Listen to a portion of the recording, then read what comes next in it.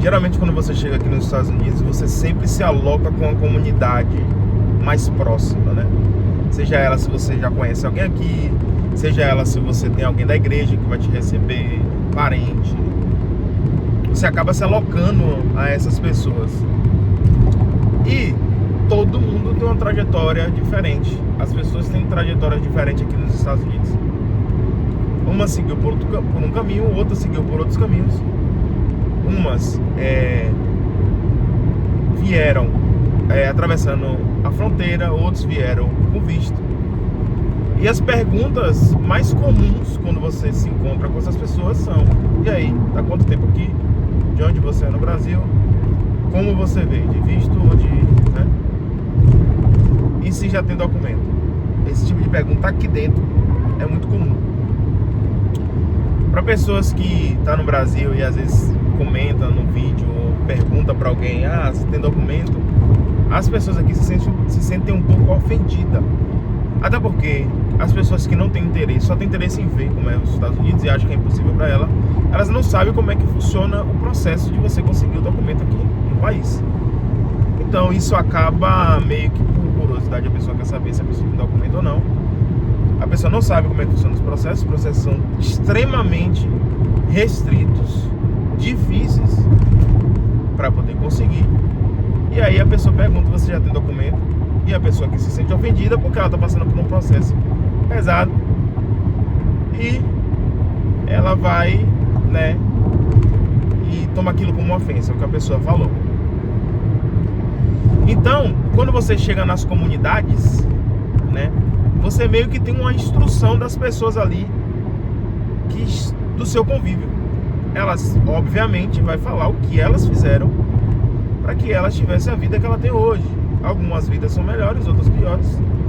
Você vê as pessoas, né, acho que é a primeira coisa que preciso te falar, que gastam muito ou vivem no limite. Como assim eu gasto muito, vivo no limite? Por exemplo, as pessoas acabam se deslumbrando aqui, ou querem passar uma aparência para o Brasil, né, ou quer virar influencer, ou para a família, e ela acaba consumindo muita coisa antes do momento.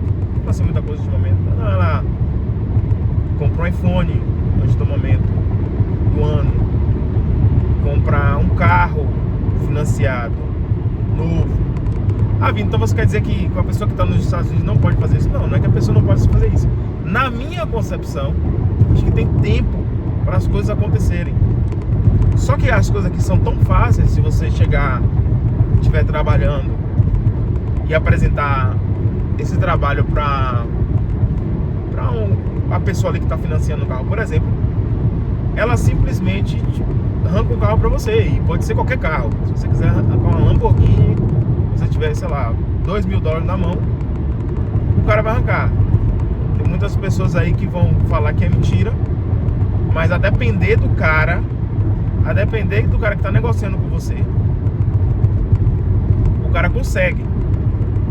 Eu tenho muitos casos, né, de facilitar. Por exemplo, você chega com $2.000, né, que não é a entrada de uma Lamborghini, por exemplo, mas o cara fala: não, me dá esses $2.000, pega a Lamborghini e a gente parcela a entrada, por exemplo. A gente ajeita a entrada, parcela, você vai me dando aí por fora, né? Então tem várias formas de facilitar. E aí a pessoa acaba entrando nessa mesma onda, entrando nesse mesmo ciclo das pessoas que já estão aqui, porque ela vai falar como é que ela vive. Aí você vê o cara, né, de BMW, com Mustang, morando numa casa gigantesca, com piscina, e você fala: não, eu quero essa realidade pra mim, eu quero viver isso. Só que tem um custo tudo isso.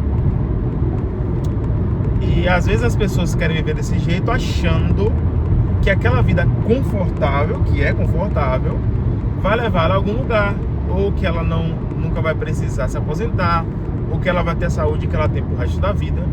Isso são pensamentos de pessoas que pensam só no agora, que pensam em viver o momento agora, curtindo.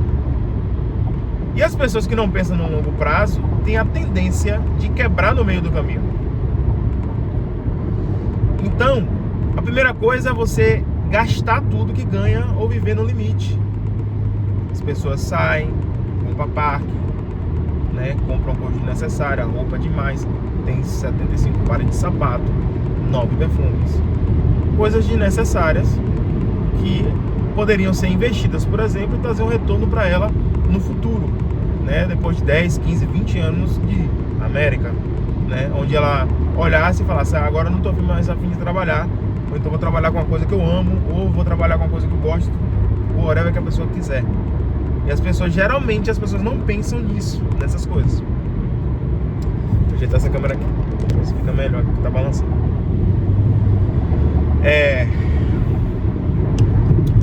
Com isso, a maioria das pessoas também que estão aqui não fala inglês e acha às vezes uma perca de tempo aprender inglês, porque a depender do lugar onde você está morando, você pode falar o português e não precisar do inglês. Por exemplo, você vai comprar as coisas do seu café da manhã e da noite, você vai no supermercado brasileiro, na padaria brasileira, compra seu pão, conversa com pessoas que estão lá em português.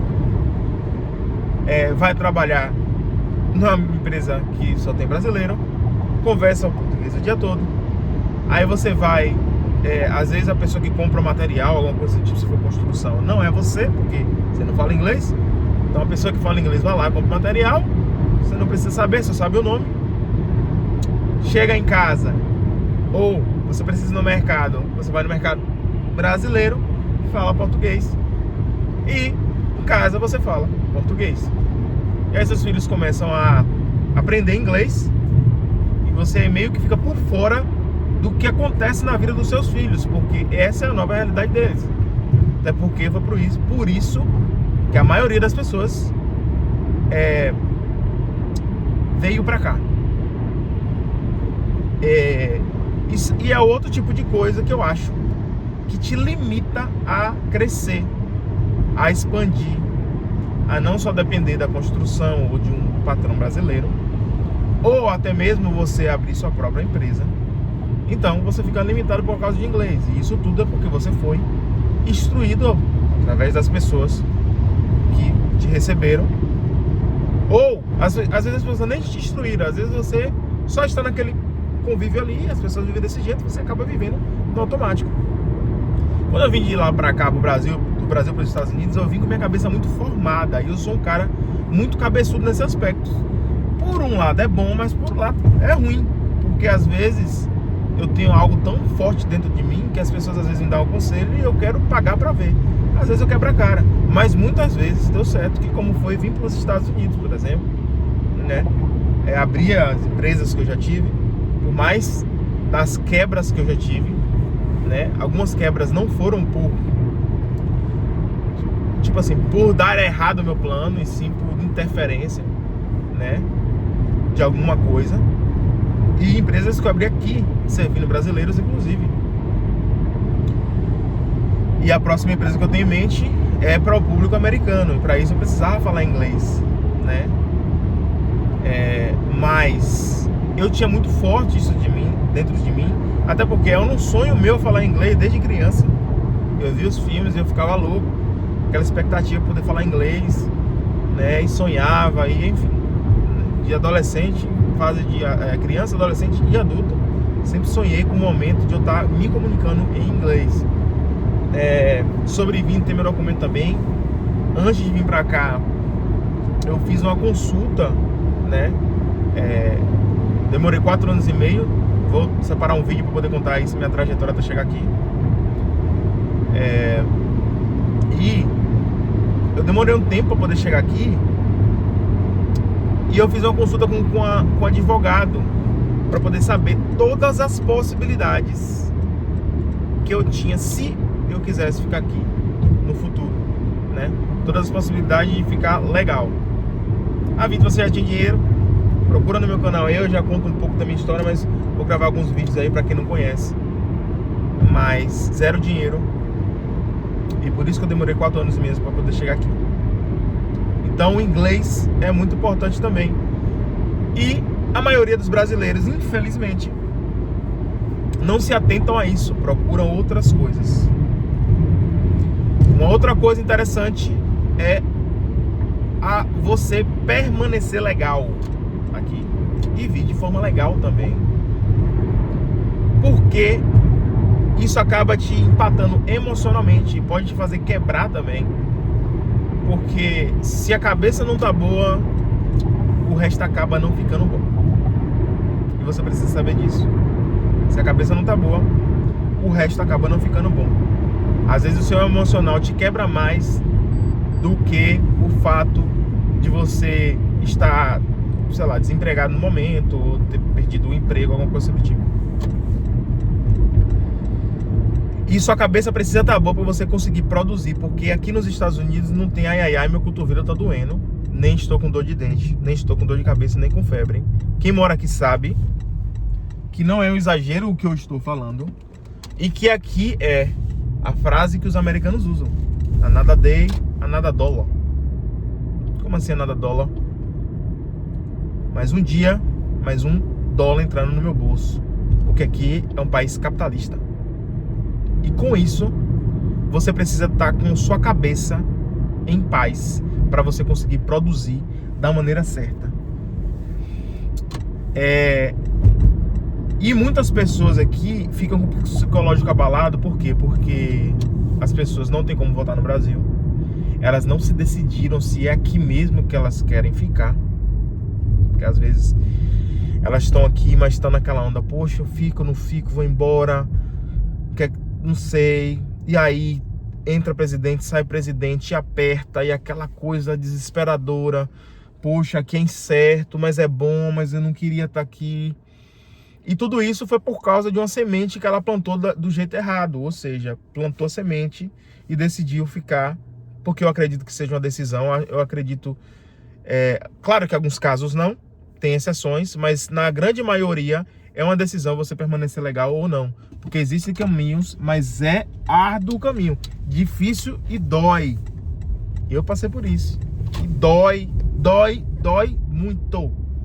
E aí tem que saber se você está disposto, né, a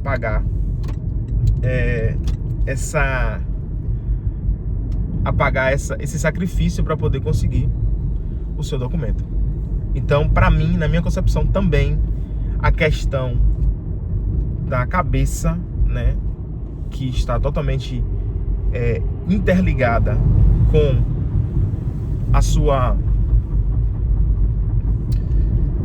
questões emocionais, te fazem quebrar no futuro. Viver abaixo do que ganha, que é ao contrário do que eu falei lá, né, só pontuando, eu acho que é uma coisa muito importante também. Foi o que me fez eu me erguer. Eu procurei um lugar bem barato, mas afastado do centro. As pessoas me aconselhavam a ficar perto do centro. Por quê?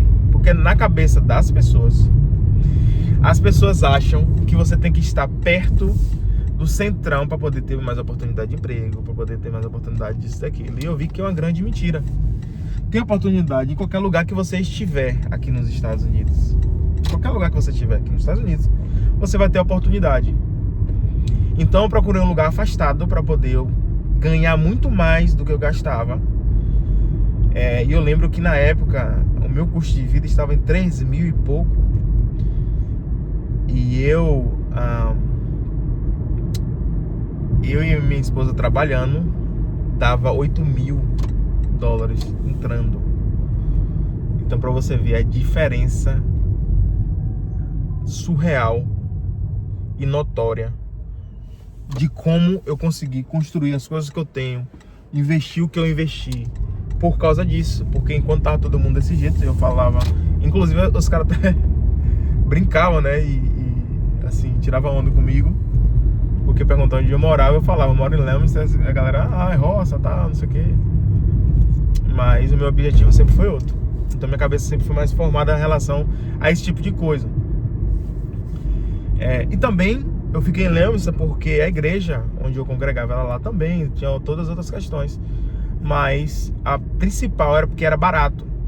E eu queria gastar barato e ganhar mais, para poder ter mais dinheiro, para poder investir e criar o meu futuro. Então esses tipos de coisa que você às vezes não é instruído a passar ou a aceitar, ou a investir, ou a sacrificar, acaba quebrando você aqui nos Estados Unidos. E muitas pessoas têm uma má impressão dos Estados Unidos, saem daqui falando que não é tudo aquilo que as pessoas falam, ou vêm pra cá imaginando que é uma coisa, porque eu já falei, terra que o menino chora e a mãe não vê, aqui é terra que o menino chora e a mãe não vê. E se você não vier com esse mindset, com essa cabeça formada, com sua alma estruturada, você vai chegar aqui e você vai bater fofo. Você vai voltar, porque você não vai aguentar a pressão. É muita pressão. Tudo tem um porquê, tudo tem sacrifício. Esse vídeo tá ficando por aqui, você já sabe o que fazer. Dá um like aí, pô. Dá um like, comenta alguma coisa, me segue que o próximo vídeo tá vindo aí.